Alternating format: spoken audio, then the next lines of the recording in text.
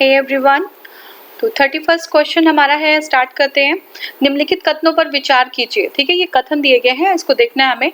First हमारा है, केंद्र में मंत्रिपरिषद संसद के प्रति सामूहिक रूप से उत्तरदायी होगी। केंद्र में जो मंत्रिपरिषद होंगे वो संसद के प्रति सामूहिक रूप से उत्तरदायी होगी।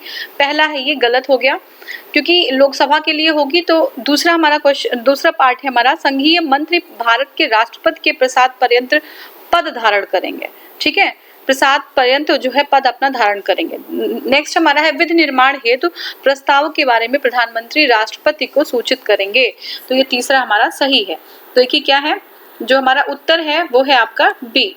ठीक है, बी मीन्स 1 और जो है 1 नहीं 2 और 3। ठीक है ना, 2 और 3 सही होगा। दूसरा है उसके जो राष्ट्रपति के प्रसाद पर्यंत जो पद धारण करेंगे, बिल्कुल सही है। और तीसरा हमारा है कि जो प्रधानमंत्री है राष्ट्रपति को सूचित करेंगे विधि निर्माण है तो कोई भी प्रस्ताव हो। ठीक है, तो ये हो गया। तो देखिए, संविधान के अनुच्छेद 75(3) के अनुसार मंत्रिपरिषद लोकसभा के प्रति सामूहिक रूप से उत्तरदायी होंगे, न कि संसद के प्रति। ठीक है, लोकसभा के प्रति होंगे। राष्ट्रपति लोकसभा और राज्यसभा में आते हैं और राष्ट्रपति जो है उसके अंतर्गत, जो संसद है उसके अंतर्गत राष्ट्रपति, लोकसभा और राज्यसभा तीनों ही आते हैं। तो अनुच्छेद 75(2) के अनुसार मंत्री राष्ट्रपति के प्रसाद पर्यंत अपने पद को धारण करेंगे। अनुच्छेद 78 के अनुसार प्रधानमंत्री विधि और शासन संबंधी प्रस्तावों की सूचना राष्ट्रपति को देंगे। क्या करेंगे, जो अनुच्छेद 78 का क है उसमें क्या होगा कि प्रधानमंत्री विधि और शासन संबंधी जो प्रस्ताव हैं, जो सूचना है वो राष्ट्रपति को देंगे। ठीक है, नेक्स्ट क्वेश्चन हमारा है, निम्नलिखित किसमें से किसका भारत के संविधान में तो स्पष्ट उल्लेख नहीं है पर परिपाटी के रूप में पालन किया जाता है। तो संविधान में हमारे उल्लेख नहीं है लेकिन जो है चलन में है, तो उसका जो है पालन किया जाता है परिपाटी के रूप में। चलन मतलब परिपाटी मतलब जो चीजें चली आ रही हैं। ठीक है, वित्त मंत्री को निम्न सदन के सदस्य होना चाहिए। तो वित्त मंत्री जो है क्या निम्न सदन का सदस्य होना चाहिए, देख लीजिए आप। प्रधानमंत्री यदि निम्न सदन में बहुमत खो दे तो वह त्यागपत्र दे देना चाहिए उनको। तो क्या है हमारा ये, नेक्स्ट देखते हैं। मंत्रिपरिषद में भारत के सभी भागों का प्रतिनिधित्व हो। मंत्रिपरिषद में भारत के सभी भागों का प्रतिनिधित्व हो। नेक्स्ट हमारा है, अपनी दायित्व की समाप्ति के पूर्व ही राष्ट्रपति और उपराष्ट्रपति दोनों के एक साथ त्यागपत्र देने पर संसद के निम्न सदन का अध्यक्ष राष्ट्रपति के कृत्यों का वहन करे। ठीक है, तो संसद के निम्न सदन का अध्यक्ष ऐसा नहीं है। तो बी जो हमारा है, देखिए ये हमारा सही है। प्रधानमंत्री यदि निम्न सदन में बहुमत खो दें तो उन्हें त्यागपत्र दे देना चाहिए, ये सही है। ऐसा लिखा नहीं है कहीं, लेकिन ये परिपाटी के अनुसार ऐसा होता है। ठीक है, नेक्स्ट क्वेश्चन, नेक्स्ट एक्सप्लेनेशन देख लेते हैं। प्रधानमंत्री यदि निम्न सदन लोकसभा में बहुमत खो देते हैं तो वह त्यागपत्र दे देते हैं। इसका संविधान में कहीं उल्लेख नहीं है, किंतु निम्न सदन के प्रति सामूहिक उत्तरदायित्व की व्याख्या अनुच्छेद 75(3) के कारण यह परंपरा है कि यह बहुमत खोते ही त्यागपत्र दे देते हैं। ठीक है, अब नेक्स्ट हमारा निम्नलिखित में से कौन सा एक प्रस्ताव भारत के मंत्रिपरिषद रख सकता है। कौन सा प्रस्ताव, अविश्वास प्रस्ताव, ठीक है, भर्त्सना प्रस्ताव, स्थगन प्रस्ताव और विश्वास प्रस्ताव। तो ये है कौन सा प्रस्ताव भारत के मंत्रिपरिषद पर रख सकती है। ठीक है, हाँ, कौन सा प्रस्ताव भारत के मंत्रिपरिषद रख सकती है, तो ये आपका है विश्वास प्रस्ताव। ठीक है, विश्वास प्रस्ताव। देखिए, संविधान में विश्वास प्रस्ताव या मोशन ऑफ कॉन्फिडेंस समर्थन प्रस्ताव के रूप में सरकार द्वारा रखा जाता है और इस प्रकार जो प्रस्ताव है उसको संसद में या लोकसभा में ही स्वीकृत या अस्वीकृत किया जाता है, राज्यसभा में नहीं होगा। जो है कॉन्फिडेंस मोशन होगा वो सिर्फ लोकसभा में स्वीकृत या अस्वीकृत किया जाता है। सरकार विश्वास प्राप्त संसद, सरकार जो है विश्वास प्रस्ताव संसद यानी कि लोकसभा में तभी लाती है जब उसे लोकसभा में अपना बहुमत का समर्थन साबित करना होता है। विश्वास प्रस्ताव प्रधानमंत्री या उनके मंत्रिपरिषद अथवा उसमें से कोई एक सदस्य रख सकता है। तो विश्वास प्रस्ताव कौन, प्रधानमंत्री या उनके मंत्रिपरिषद से कोई भी एक सदस्य रख सकते हैं, जबकि लोकसभा में अविश्वास प्रस्ताव विपक्ष के किसी सदस्य द्वारा लाया जाता है। लोकसभा में अविश्वास प्रस्ताव का सवाल है तो कोई जो है विपक्ष का जो कोई होगा उसके कोई सदस्य लेके आएंगे। लोकसभा में अविश्वास प्रस्ताव पास होने के बाद मंत्रिपरिषद को त्यागपत्र देना पड़ता है। किस सदन के सदस्यों द्वारा बहुमत से अविश्वास प्रस्ताव पास होने पर मंत्रिपरिषद को त्याग देना पड़ेगा। तो देखिए, लोकसभा के राज्यसभा के दोनों सदनों से अलग अलग दोनों सदनों की संयुक्त बैठक में, तो ये हमारी है लोकसभा। ठीक है, लोकसभा में जो है लोकसभा के सदस्यों द्वारा बहुमत से अविश्वास प्रस्ताव अगर पारित कर दिया गया तो मंत्रिपरिषद को त्यागपत्र देना पड़ेगा। नेक्स्ट हमारा है अपना त्यागपत्र देने के बाद भारत के एक मंत्री को अपने त्यागपत्र के विषय में लोकसभा में व्यक्तिगत वक्तव्य देने के लिए किसकी अनुमति की आवश्यकता होती है? स्पीकर की, प्रधानमंत्री की, राष्ट्रपति की और सर्वोच्च न्यायालय की, इसमें से कोई नहीं। देखिए स्पीकर की जो है इजाजत लेनी होगी और तब वो वक्तव्य देंगे स्वतंत्र अपना स्वयं का। नियम 199 नियम जो 199 है 199 के अंतर्गत मंत्री को अपने त्यागपत्र के विषय में लोकसभा में व्यक्तिगत वक्तव्य देने के लिए स्पीकर की अनुमति की आवश्यकता होती है। किसकी अनुमति की? स्पीकर की अनुमति की। ठीक है, यदि मंत्री वक्तव्य नहीं देना चाहते हैं तो स्पीकर के द्वारा उनको अपने त्यागपत्र के विषय में बोलने के लिए बाध्य नहीं किया जाएगा। ठीक है, यह मंत्री की अपनी स्वतंत्र इच्छा होती है। ठीक है, ये हो गया हमारा। और नेक्स्ट क्वेश्चन हमारा है मंत्रिपरिषद के विरुद्ध अविश्वास प्रस्ताव लाने के लिए लोकसभा के सदस्यों की संख्या कितनी होनी चाहिए? अगर नो कॉन्फिडेंस मोशन लाना है तो जो लोकसभा के सदस्य उनकी संख्या होनी चाहिए 50। ठीक है, 50। तो ये हमारा है 50। तो देखिए लोकसभा की प्रक्रिया एवं संचालन से संबंधी नियमों के तहत मंत्रिपरिषद के विरुद्ध अविश्वास प्रस्ताव लाने के लिए लोकसभा में कि कम से कम 50 जो है सदस्यों का समर्थन आवश्यक है अगर अविश्वास प्रस्ताव लाना है। 50 मेंबर्स। लोकसभा में मंत्रिपरिषद के विरुद्ध जो अविश्वास का प्रस्ताव है लाने के तो न्यूनतम सदस्य संख्या कितनी होगी? तो ये 50 होगी। न्यूनतम 50 सदस्य का जो है समर्थन होना चाहिए तभी हो पाएगा, अविश्वास प्रस्ताव ला पाएंगे। भारत में अविश्वास प्रस्ताव के विषय में निम्नलिखित कथनों पर विचार कीजिए। ठीक है, भारत के संविधान में किसी अविश्वास प्रस्ताव का कोई उल्लेख नहीं है। ठीक है, नेक्स्ट हमारा है अविश्वास प्रस्ताव केवल लोकसभा में ही पुनर्स्थापित किया जा सकता है। तो ये सी होगा, दोनों ही सही है। ठीक है, देखिए भारत के संविधान में अविश्वास प्रस्ताव कहीं भी जो है लिखा हुआ नहीं है, लेकिन और अविश्वास प्रस्ताव केवल लोकसभा में ही पुनर्स्थापित किया जा सकता है, ये भी सही है। तो देखिए एक्सप्लेनेशन देखते हैं। भारतीय संविधान के अनुच्छेद 75(3) के अनुसार मंत्रिपरिषद लोकसभा के प्रति सामूहिक रूप से उत्तरदायी होंगे। अतः अविश्वास प्रस्ताव नो कॉन्फिडेंस मोशन केवल लोकसभा में ही पुनर्स्थापित किया जा सकता है। जो अविश्वास प्रस्ताव है वो सिर्फ जो है लोकसभा में ही पुनर्स्थापित किया जा सकता है। इसके साथ ही भारत के संविधान में किसी अविश्वास प्रस्ताव का कोई उल्लेख नहीं है। ठीक है, फिर से देख लीजिए, अविश्वास जो प्रस्ताव है नो कॉन्फिडेंस मोशन है वो केवल लोकसभा में ही पुनर्स्थापित किया जा सकता है। इसके साथ ही संविधान में किसी अविश्वास प्रस्ताव का कोई उल्लेख नहीं है। अब देखिए 118 जो है अनुच्छेद 118 के अनुसार संसद का प्रत्येक सदन अपनी प्रक्रिया और अपने कार्य संचयन के विनियमन के लिए नियम बना सकेंगे। ठीक है, संसद प्रत्येक सदन अपनी प्रक्रिया और अपने कार्य संचालन के विनियमन के लिए नियम बना सकेंगे।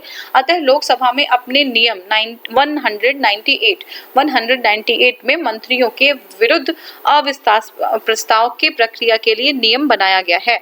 ठीक है, वो अलग से नियम बनाया गया है, उसमें जो है और इस प्रकार अविश्वास प्रस्ताव का उल्लेख संविधान में न होकर लोकसभा के नियम 198 में है। ठीक है, संविधान में नहीं है लेकिन जो है 198 जो है उसमें है। ठीक है, नेक्स्ट हमारा क्वेश्चन है लाभ के पद के निर्णय डिसीजन कौन करेगा? जो लाभ का पद है उसका डिसीजन कौन करेगा? तो देखिए ये जो है डिसीजन लाभ के पद का ये हमारे राष्ट्रपति, राज्यपाल, ठीक है, और संघीय संसद करेंगे। लाभ का पद क्या है? इसका डिसीजन जो है राष्ट्रपति एवं राज्यपाल और जो है संघीय संसद करेंगे। ठीक है, देखिए विश्लेषण में देखते हैं कोई पद संसद अथवा विधानमंडलों की सदस्यता की निहरता हेतु लाभ का पद है अथवा नहीं।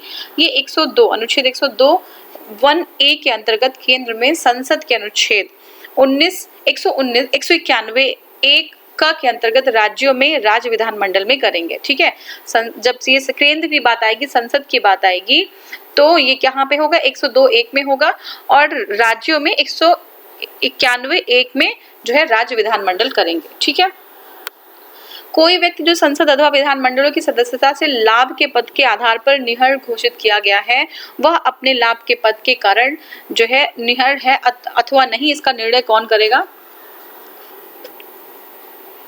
देखिए केंद्र में अनुच्छेद 103(1) व 2 के अनुसार निर्वाचन आयोग कितना, केंद्र में अनुच्छेद 103 और 2 के अनुसार निर्वाचन जो आयोग है उसकी सलाह पर राष्ट्रपति करेंगे, और राज्यों में 192 2 और 3 के अनुसार निर्वाचन जो राज्य निर्वाचन आयोग है उनकी सलाह पे राज्यपाल करेंगे।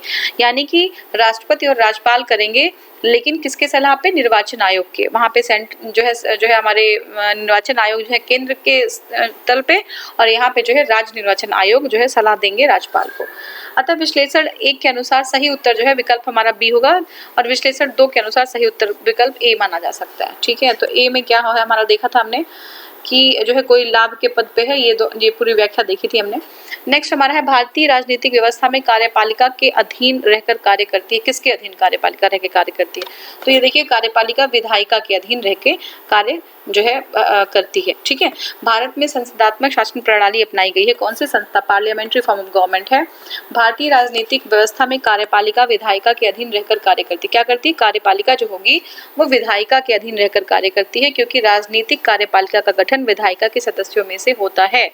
राजनीतिक कार्यपालिका का जो गठन होता है वो विधायिका के सदस्यों में से होता है, और कार्यपालिका मंत्रिपरिषद सामूहिक रूप से विधायिका या लोकसभा के प्रति उत्तरदायी होगी। जो कार्यपालिका है यानी कि मंत्रिपरिषद है वो सामूहिक रूप से विधायिका यानी कि लोकसभा के प्रति उत्तरदायी होगी।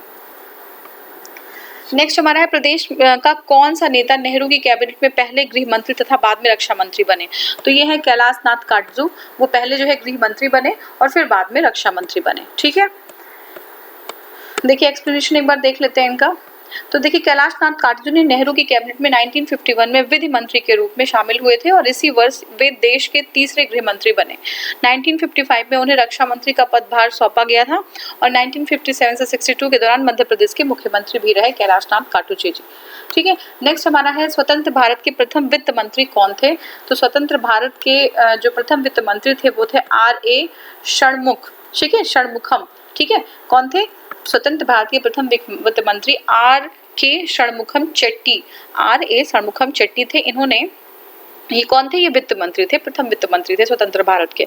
इन्होंने स्वतंत्र भारत का पहला केंद्रीय बजट 26 जनवरी 1947 को प्रस्तुत किया था, और 1949 में उनके स्थान पर जॉन मथाई को वित्त मंत्री नियुक्त किया गया था। तो 49 पे उनके स्थान पर जॉन मथाई को वित्त मंत्री नियुक्त किया गया था। स्वतंत्र भारत में स्वतंत्रता के पश्चात प्रथम मंत्रिमंडल का कानूनी मंत्री कौन था? तो स्वतंत्रता के पश्चात जो कानूनी मंत्री थे प्रथम मंत्रिमंडल में वो थे आपके बी आर अम्बेडकर जी। ठीक है, तो स्वतंत्रता के पश्चात बी आर अम्बेडकर विधि या कानून मंत्री थे, जो अंतरिम सरकार 1946 में कानून मंत्री जोगेंद्र नाथ मंडल थे। ठीक है ना, अगर हम अंतरिम सरकार की बात करें, इंटरिम गवर्नमेंट की बात करें, तो वो कौन थे? जोगेंद्र नाथ मंडल थे। लेकिन जो है इसमें जो हमारे स्वतंत्रता के पश्चात बी आर अम्बेडकर जी जो है विधि या कानून मंत्री थे। निम्नलिखित में से कौन सा शब्दावली भारत के संविधान में उल्लेखित नहीं है? तो कौन सा नहीं है? बजट नहीं है। ठीक है, जो आपका वार्षिक वित्तीय विवरण है वो है, विनियोग विधेयक है, भारत की संचित निधि है, लेकिन बजट का वर्णन नहीं है। तो संविधान का बजट शब्द, संविधान में बजट शब्द का उल्लेख कहीं नहीं है, जबकि अनुच्छेद 112, कौन सा अनुच्छेद? 112 के अंतर्गत वार्षिक वित्तीय विवरण शब्द का उल्लेख है। तो 112 में क्या है? वार्षिक वित्तीय विवरण है। क्या है? वार्षिक वित्तीय विवरण है, लेकिन बजट नहीं है कहीं पे। भारत के 12वें प्रधानमंत्री थे, कौन थे? तो आपके देवेगौड़ा। ठीक है, 12वें प्रधानमंत्री देवेगौड़ा थे।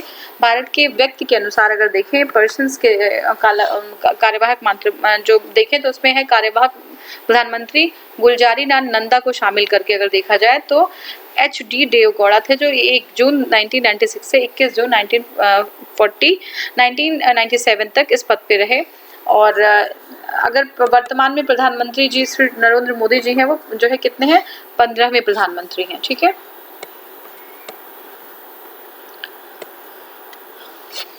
नेक्स्ट हमारा है प्रधानमंत्रियों को उनके कालक्रम के अनुसार जो है हमें सुमेलित करना है। तो ऑप्शन है देवगौड़ा, चंद्रशेखर, अटल बिहारी वाजपेयी, इंद्र कुमार गुजराल और विश्वनाथ प्रताप सिंह। ठीक है, तो हमें देखना है। देखिए जो H.D. देवगौड़ा है 1 जून 1996 से लेकर 1997 तक, चंद्रशेखर जी 1990 से 1991, और श्री अटल बिहारी वाजपेयी 1998 से 2004, श्री इंद्र कुमार गुजराल जी का है 1997 से 1998, और विश्वनाथ प्रताप सिंह है 1998 से 1990। ठीक है, अब अटल बिहारी वाजपेयी प्रधानमंत्री के पद पर इनका कार्यकाल 16 मई 1996 से 1 जून 1996 तक फिर से 1998 से 1999 तक और फिर से 1999 से 2004 तक।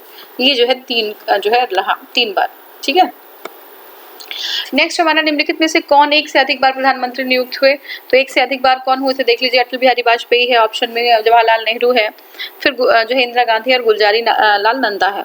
तो ये आपके ऊपर सारे ही जो है एक से अधिक बार रहे, ठीक है। दिए गए व्यक्ति जितने भी हैं सभी एक से अधिक बार प्रधानमंत्री नियुक्त हुए, जिनमें गुलजारी लाल नंदा 2 बार जो है कार्यकारी प्रधानमंत्री रहे, ठीक है। अब हमें इसको देखना है। हाँ, निम्नलिखित में से किन्होंने अपने राजनीतिक जीवन में भारत के प्रधानमंत्री का पद एक बार से अधिक बार समयांतर के बाद सुशोभित किया? जवाहरलाल नेहरू, लाल बहादुर शास्त्री, गुलजारी लाल नंदा, इंदिरा गांधी, अटल बिहारी वाजपेयी। ये जो हमारा ऑप्शन है वो है सही 3, 4, 5, ठीक है। 3 गुलजारी लाल नंदा, इंदिरा गांधी और आपके अटल बिहारी वाजपेयी, ये 3 लोग थे जो एक बार से अधिक समयांतर के बाद जो है जो प्रधानमंत्री बने। तो देखिए जवाहरलाल नेहरू की प्रधानमंत्रित्व काल में समयांतर नहीं था। गुलजारी लाल नंदा पहली बार 27 मई 1964 से लेकर 9 जून 1964 तक और दूसरी बार 11 जनवरी 1966 से 24 जनवरी 1966 तक 2 समयांतरालों में भारत के कार्यवाहक प्रधानमंत्री हुए। ऐसे ही इंदिरा गांधी का देखें तो 1966 और 1980 में और अटल बिहारी वाजपेयी जी पहली बार 1996 और दूसरी बार 1998 में 2 समयांतरालों में प्रधानमंत्री हुए, ठीक है। तो हमारा जो विकल्प है सी वो सही होगा। भारत के किस प्रधानमंत्री की मृत्यु देश के बाहर हुई थी? तो किसकी हुई थी? हमारे लाल बहादुर शास्त्री जी की देश के बाहर हुई थी, ठीक है। कहाँ पे हुई थी? उज्बेकिस्तान में हुई थी, ठीक है ना। कहाँ की? ताशकंद में उज्बेकिस्तान जो है ये जो है उसकी राजधानी ताशकंद है, वहां पे हुई थी। तो 11 जनवरी 1966 को कब हुई थी? 11 जनवरी 1966 को जो है वहां पे मृत्यु हुई थी ताशकंद में। निम्नलिखित में से कौन भारत के प्रधानमंत्री बनने से पूर्व किसी भी राज्य के मुख्यमंत्री नहीं रहे? तो देखिए कौन ऐसा है जो प्रधानमंत्री बनने से पूर्व किसी भी राज्य के मुख्यमंत्री नहीं रहे? तो H D Deve Gowda, P V Narasimha Rao, Chandrashekhar और मोरारजी देसाई। तो चंद्रशेखर जी जो थे वो किसी भी राज्य के मुख्यमंत्री नहीं थे प्रधानमंत्री बनने से पहले। चंद्रशेखर प्रधानमंत्री बनने से पूर्व किसी भी राज्य के मुख्यमंत्री नहीं थे, जबकि एच डी देवेगौड़ा कर्नाटक के, पीवी नरसिम्हा राव आंध्र प्रदेश के, मोरारजी देसाई महाराष्ट्र के मुख्यमंत्री थे। चरण सिंह उत्तर प्रदेश के मुख्यमंत्री बने रहे। नेक्स्ट क्वेश्चन हमारा है निम्नलिखित में से कौन भारत के प्रधानमंत्री बनने से पूर्व किसी राज्य का मुख्यमंत्री नहीं थे? तो हमारा कौन है? चंद्रशेखर है, वही है। मोरारजी देसाई भी थे, चरण सिंह भी थे, पीवी नरसिम्हा राव भी थे और चंद्रशेखर जी नहीं थे। तो ये हमारा चंद्रशेखर उत्तर हो गया। निम्नलिखित में से कौन अपने प्रधानमंत्रित्व काल में लोकसभा के सदस्य थे? तो लोकसभा के सदस्य कौन थे? चंद्रशेखर थे, ठीक है। लोकसभा के सदस्य चंद्रशेखर थे। देवेगौड़ा, आई के गुजराल और डॉक्टर मनमोहन सिंह ये नहीं थे, राज्यसभा से थे। देखिए ये लोग लोकसभा से नहीं थे। चंद्रशेखर 10 नवंबर 1990 से 21 जो है जून 1991 के मध्य भारत के प्रधानमंत्री थे और इस दौरान बलिया लोकसभा निर्वाचन क्षेत्र के सदस्य थे। भारत के प्रधानमंत्रियों में से कौन अपने कार्यकाल में संसद में कभी भी उपस्थित नहीं हुआ? अपने कार्यकाल में संसद में कभी उपस्थित नहीं हुए। तो वो कौन थे? वो थे हमारे चौधरी चरण सिंह, ठीक है। क्यों? चौधरी चरण सिंह 28 जुलाई 1997 से 14 जनवरी 1980 तक भारत के प्रधानमंत्री रहे। उनके पूरे कार्यकाल के दौरान लोकसभा की बैठक ही नहीं हुई, ठीक है। बैठक ही नहीं हुई थी। लोकसभा में निर्धारित बैठकों से एक दिन पूर्व ही कांग्रेस द्वारा समर्थन वापसी लेने के कारण चौधरी चरण सिंह को प्रधानमंत्री पद से इस्तीफा देना पड़ा। अन्य तीनों प्रधानमंत्री अपने कार्यकाल में संसद में उपस्थित हुए, ठीक है। संविधान में मंत्रिमंडल शब्द एक ही बार प्रयोग हुआ है और वह जो है मंत्रिमंडल शब्द कहाँ पे प्रयोग हुआ है? तो अनुच्छेद 352 में। याद रखिएगा, इंपॉर्टेंट है ये कि अनुच्छेद 352 में एक ही बार संविधान में मंत्रिमंडल शब्द प्रयोग हुआ है और ये है 352 में, ठीक है।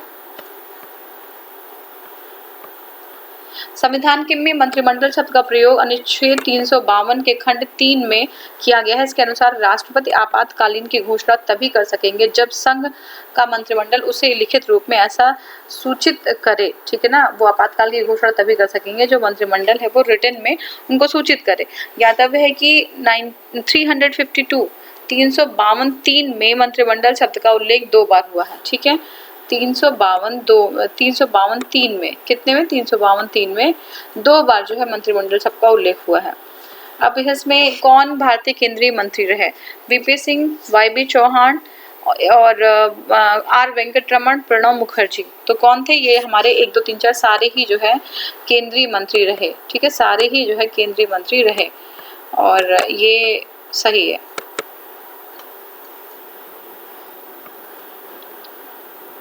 नेक्स्ट हमारा उदारीकरण, निजीकरण और भूमंडलीकरण की नई व्यवस्था नीति घोषित की गई किसके कार्यकाल में? ठीक है, उदारीकरण, निजीकरण, भूमंडलीकरण की नई आर्थिक नीति जो है घोषित की गई कौन से प्रधानमंत्री के कार्यकाल में?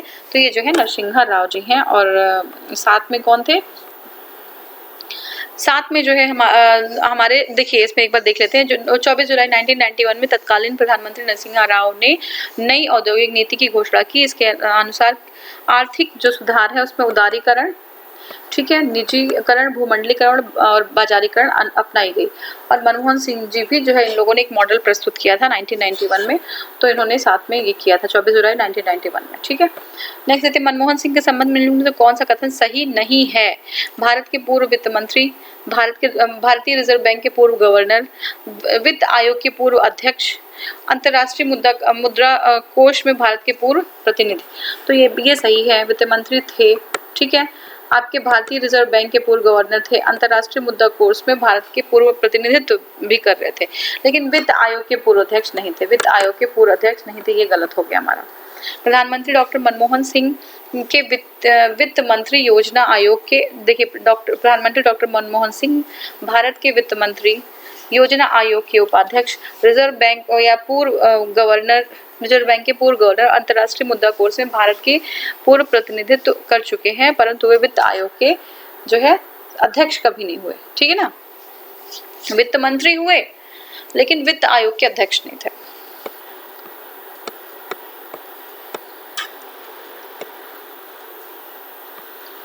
देखिए नेक्स्ट हमारा क्वेश्चन, निम्नलिखित वाक्यों का अध्ययन करना है।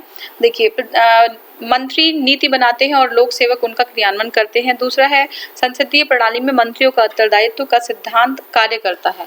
तो ये जो हमारा उत्तर है वो है बी, कथन और कारण दोनों सही है और कथन कारण सही स्पष्टीकरण नहीं है। ठीक है, तो स्पष्टीकरण सही नहीं है लेकिन कथन और कारण दोनों सही है। नेक्स्ट हमारा देखिए कथन और कारण दोनों सही है और कथन कारण का सही स्पष्टीकरण नहीं है। मंत्रियों के उत्तरदायित्व के कारण अधिकारी अनामता के सिद्धांत को संरक्षित करते हैं। अनामता का सिद्धांत मतलब क्या होता है? मंत्रियों का अनामता का सिद्धांत, ठीक है, उसको संरक्षित करते हैं और अधिकारियों के द्वारा किए गए जो कार्यान्वयन की जिम्मेदारी अंतिम रूप से होती है। तो अधिकारियों के द्वारा किए गए कार्यान्वयन की जिम्मेदारी अंतिम रूप से किसकी होती है? मंत्रियों की होती है। अधिकारी जो भी जो है जो प्लान है उसको इम्प्लीमेंट करते हैं तो उसकी रिस्पॉन्सिबिलिटी मंत्री के ऊपर होती है। ठीक है, नेक्स्ट हमारा है भारतीय संघ में मंत्रिपरिषद संयुक्त रूप से लोकसभा और राज्यसभा दोनों के प्रति उत्तरदायी होती है। ये गलत हो गया। लोकसभा और राज्यसभा दोनों के सदस्य संघीय सरकार में मंत्री बनने की पात्रता रखते हैं। तो ये हमारा देखिए कथन गलत है पर कारण सही है, तो ए हमारा गलत हो गया, आर सही है। संविधान के अनुच्छेद 75(3) के अनुसार संघीय मंत्रिपरिषद संयुक्त रूप से संसद के निम्न सदन लोकसभा के प्रति उत्तरदायी है, न कि राज्यसभा के। तो ये गलत हो गया हमारा। और भारतीय संविधान के अनुसार मंत्रियों की नियुक्ति प्रधानमंत्री की सिफारिश पर राष्ट्रपति द्वारा की जाती है। मंत्रिपरिषद धारण करने के लिए संसद के किसी भी सदन का सदस्य होना आवश्यक नहीं है। मंत्रिपरिषद धारण करने के लिए संसद के किसी भी सदन का सदस्य होना आवश्यक नहीं है। यदि ऐसा नहीं है तो उसे अनुच्छेद 75(5) के अनुसार 6 माह के भीतर किसी सदन का सदस्यता प्राप्त करनी होगी। ठीक है, यदि ऐसा नहीं है तो उसे 75 और 5 के अनुसार 6 माह के भीतर किसी भी सदस्य की सदस्यता जो है सदस्यता प्राप्त करनी होगी, चाहे राज्यसभा की या फिर लोकसभा की। देखिए नेक्स्ट हमारा है निम्न कथनों पर विचार कीजिए और दिए गए कूटों का सही चयन करना है। हमें किसी व्यक्ति को उप प्रधानमंत्री कहना केवल राजनीतिक निर्णय है, सही है बिल्कुल, वह उसे प्रधानमंत्री का कोई अधिकार नहीं प्रदान करती, ये भी सही है। तो हमारा दोनों ही सही है। अच्छा, इसमें हाँ दोनों ही सही है और सही व्याख्या नहीं करते हैं लेकिन। ठीक है, देखिए भारतीय संविधान में किसी अनुच्छेद में उप प्रधानमंत्री एवं उनके उत्तरदायित्व का जो है निर्वहन का उल्लेख नहीं है। भारतीय प्रधानमंत्री में परामर्शानुसार भारतीय प्रधानमंत्री के अगर परामर्श हो उनके अनुसार राष्ट्रपति महोदय मंत्रिमंडल के किसी सदस्य को उप प्रधानमंत्री नियुक्त कर सकते हैं। उप प्रधानमंत्री के दायित्वों का निर्धारण प्रधानमंत्री का विशेषाधिकार है। इस प्रकार कथन और कारण दोनों सही है, किंतु जो कारण है वो कथन की सही व्याख्या नहीं करते। अब देखिए, निम्नलिखित कथनों पर विचार करना है। भारतीय संघ की कार्यपालिका शक्ति प्रधानमंत्री में निहित होती है। तो भारतीय संघ की कार्यपालिका शक्ति और प्रधानमंत्री सिविल सेवा बोर्ड का पदेन अध्यक्ष होता है।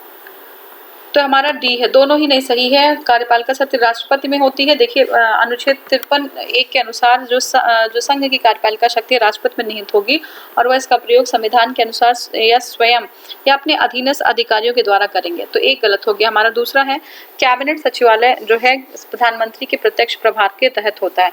जो कैबिनेट सचिवालय होता है वो प्रधानमंत्री के जो प्रत्यक्ष प्रभार है उसी के जो है डायरेक्ट जो है उसके तहत होता है, डायरेक्ट कंट्रोल होता है उनका। सचिवालय का प्रशासनिक प्रमुख कैबिनेट सचिव है। सचिवालय का प्रशासनिक प्रमुख कैबिनेट सचिव है जो सिविल सेवा बोर्ड का पदेन अध्यक्ष होता है। तो जो कैबिनेट सचिव हैं वो आपके सिविल सेवा बोर्ड के पदेन अध्यक्ष होंगे। ठीक है। नेक्स्ट हमारा है केंद्र सरकार के संदर्भ में निम्नलिखित कथनों पर विचार करना है। पहला है, भारत के संविधान में उपबंध है कि समस्त कैबिनेट मंत्री अनिवार्य रूप से केवल लोकसभा के ही आसीन सदस्य होंगे। तो ये तो हमारा पहले ही गलत हो गया, राज्यसभा से भी हो सकते हैं। केंद्रीय कैबिनेट सचिवालय संसदीय कार्य मंत्रालय के निर्देशाधीन कार्य करेंगे। संसदीय जो केंद्रीय कैबिनेट है वो सचिवालय वो संसदीय कार्य मंत्रालय के तहत काम करेंगे। ये डी है, वो डायरेक्ट जो है अंडर कंट्रोल प्राइम मिनिस्टर के होते हैं। देख लीजिए एक बार। संविधान के अनुच्छेद 75(3) के अनुसार मंत्रिपरिषद लोकसभा के प्रति उत्तरदायी होगी। मंत्रीगण किसी भी सदन के सदस्य हो सकते हैं। ठीक है। 75(5) के अनुसार मंत्री को किसी भी सदन का सदस्य न होने पर 6 माह के भीतर उनको सदस्य होना अनिवार्य है, अन्यथा समयावधि बीत जाने पे वह मंत्री नहीं रह सकते हैं। अब देखिए, केंद्रीय कैबिनेट सचिवालय सीधे प्रधानमंत्री के अधीन होता है। इसका प्रशासनिक प्रमुख कैबिनेट सचिव होता है और जो सिविल सर्विसेज बोर्ड के पदेन अध्यक्ष भी होते हैं। ठीक है। तो ये दोनों जो है हमारा गलत हो गया। नेक्स्ट हमारा है, निम्नलिखित संविधान संशोधनों में कौन सा एक बताता है कि मंत्रिमंडल के कुल मंत्रियों की संख्या प्रधानमंत्री को सम्मिलित करते हुए लोकसभा में सदस्यों की कुल संख्या के 15% से अधिक होगी। तो ये कौन सा, ये हमारा 90 जो है फर्स्ट कॉन्स्टिट्यूशनल अमेंडमेंट 91 बताते हैं क्या कि 15% जो हमारे कैबिनेट हैं। ठीक है। फिर से देख लीजिए एक बार, मंत्रिमंडल के कुल मंत्रियों की संख्या जो होगी वो प्रधानमंत्री को सम्मिलित करते हुए लोकसभा के सदस्यों की कुल संख्या का 15% होगी। वो 91। ठीक है। कौन सा, 91 जो है कॉन्स्टिट्यूशनल अमेंडमेंट बता रहा है ये। ठीक है। 91 संविधान संशोधन अधिनियम 2003 के द्वारा संविधान के अनुच्छेद 75 में या 75(1) में मंत्रिपरिषद को प्रधानमंत्री सहित मंत्रियों की कुल संख्या लोकसभा के कुल सदस्यों की संख्या की 15% से अधिक नहीं होगी। ये 91 कॉन्स्टिट्यूशनल अमेंडमेंट 2003 बता रहे हैं। नेक्स्ट हमारा है, केंद्रीय सरकार के संदर्भ में निम्नलिखित कथनों पर विचार करिए। ठीक है। तो हमें कौन सा कथन है, 15 अगस्त 1947 को केंद्र में मंत्रालयों की संख्या 18 थी। बिल्कुल सही है, ये सही है। ठीक है। वर्तमान में केंद्र में मंत्रालयों की संख्या 36 है। तो देखिए ए जो है केवल एक सही है। 15 अगस्त 1947 को जो है संख्या कितनी थी, 18 थी। ठीक है। नेक्स्ट हमारा है, निम्नलिखित में से कौन सा आधिकारिक दस्तावेज भारत से संबंधित है। कौन सा है, हरित पत्र, श्वेत पत्र, पीत पुस्तिका और जो है आपकी नीली पुस्तिका। देखिए श्वेत पत्र जो है भारत के दस्तावेज हैं। ठीक है। भारत में सरकार द्वारा अथवा उसके किसी मंत्रालय द्वारा किसी विषय पर विस्तृत और आधिकारिक विवरण श्वेत पत्र, व्हाइट पेपर, किसी भी मंत्रालय द्वारा किसी भी जो है विस्तृत एवं आधिकारिक वितरण श्वेत पत्र के रूप में जारी किया जाता है। नेक्स्ट हमारा है, भारत के संविधान में निम्नलिखित अनुच्छेदों में से किसके अनुसार प्रत्येक राज्य की कार्यपालिका शक्ति इस प्रकार का प्रयोग जो है कार्यपालिका शक्ति का इस प्रकार प्रयोग किया जाएगा जिससे संघ की कार्यपालिका शक्ति के प्रयोग में कोई अड़चन न हो। तो कौन सा है, अनुच्छेद 252। ठीक है। 257। ठीक है। इसमें क्या है कि प्रत्येक राज्य की कार्यपालिका शक्ति इस प्रकार उसका प्रयोग किया जाएगा कि जिससे संघ की कार्यपालिका शक्ति में कोई अड़चन ना आए। तो ये हो गया। देखिए भारत के संविधान के अनुच्छेद 257(1) के अनुसार प्रत्येक राज्य की कार्यपालिका शक्ति इस प्रकार उसका प्रयोग किया जाएगा जिससे संघ की कार्यपालिका शक्ति के प्रयोग में कोई अड़चन न आए, उस पर कोई प्रतिकूल प्रभाव न पड़े और संघ की कार्यपालिका शक्ति का विस्तार किसी राज्य को ऐसे निर्देश देने तक होगा जो भारत सरकार के इस प्रयोजन के लिए आवश्यक प्रतीत हो। नेक्स्ट हमारा है संघीय मंत्रिमंडल के पुनर्गठन, जिसकी रिपोर्ट पर आधारित है वो क्या है? संघीय मंत्रिमंडल किसकी रिपोर्ट पर आधारित है? गोस्वामी आयंगर के, ठीक है, गोस्वामी आयंगर। तो देखिए एन गोस्वामी आयंगर ने 1949 में प्रस्तुत अपनी रिपोर्ट की अनुशंसा की थी कि केंद्रीय मंत्रिमंडल bureau of natural resources and agriculture, bureau of industries and commerce, bureau of transport and communication तथा bureau of labour and social services में संयुक्त किए जाने चाहिए, ठीक है।